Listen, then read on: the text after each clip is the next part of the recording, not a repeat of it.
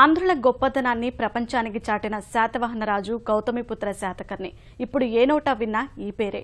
శాతకర్ణి చరిత్ర ఆధారంగా సినిమా వస్తుండటం వల్ల ఆయన గురించి తెలుసుకోవాలన్న ఆసక్తి ప్రతి ఒక్కరిలో నెలకొంది. దీన్ని దృష్టిలో ఉంచుకొని ఎంతో కాలం కష్టపడి గౌతమిపుత్ర శాతకర్ణిపై ఓ పుస్తకం రాశారు కర్నూలుకు చెందిన ఓ అధ్యాపకుడు. ఇందులో శాతకర్ణి జీవిత విశేషాలను పొందుపరిచారు. నందమూరి బాలకృష్ణ హీరోగా నటిస్తున్న చిత్రం గౌతమిపుత్ర శాతకర్ణి. ఎప్పుడో చరిత్ర పుటల్లో మిగిలిపోయిన ఈ పేరు సినిమా ద్వారా ప్రాచుర్యం పొందుతోంది. ప్రతి తెలుగువాడిలో శాతకర్ణి గురించి తెలుసుకోవాలన్న ఆసక్తి నెలకొంది.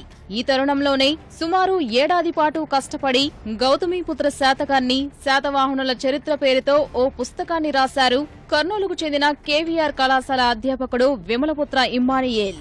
ఎన్నో గ్రంథాల ద్వారా సమాచారం సేకరించి పుస్తకం పూర్తి చేసిన ఆయన ఇటీవలే దాన్ని ఆవిష్కరించారు. సమయం లేదు మిత్రమా, శరణమా రణమా. మీరు కడుపున మోసింది మనిషిని కాదు, మారణ హోమాన్ని, మహాయుద్ధాన్ని. ఇప్పటికి ఉనికి నిలుపుకున్నాం, ఇక ఉనికి చాటుకుందాం. నూతన నిర్మాణమైన భారత రాజ్యాన్ని పరదేశం నేతృత్వంతో ప్రక్షాళన చేద్దాం. దొరికిన వాణ్ణి తురుముదాం, దొరకని వాణ్ణి తరుముదాం. ఏది ఏమైనా దేశం మేసం తిప్పుదాం.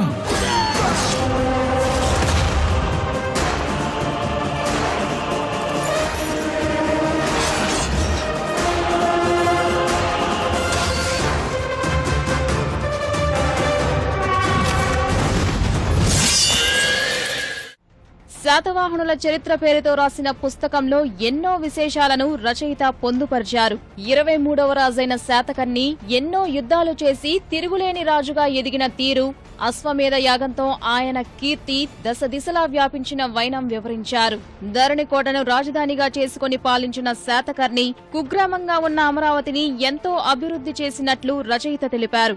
నాసిక్ లో శాతకర్ణి తల్లి గౌతమిపుత్ర ఓ శాసనం వేయించారని, తన కుమారుడి గురించి అందులో ఎన్నో విషయాలు చెప్పారని ఇమ్మానియేల్ చెప్తున్నారు.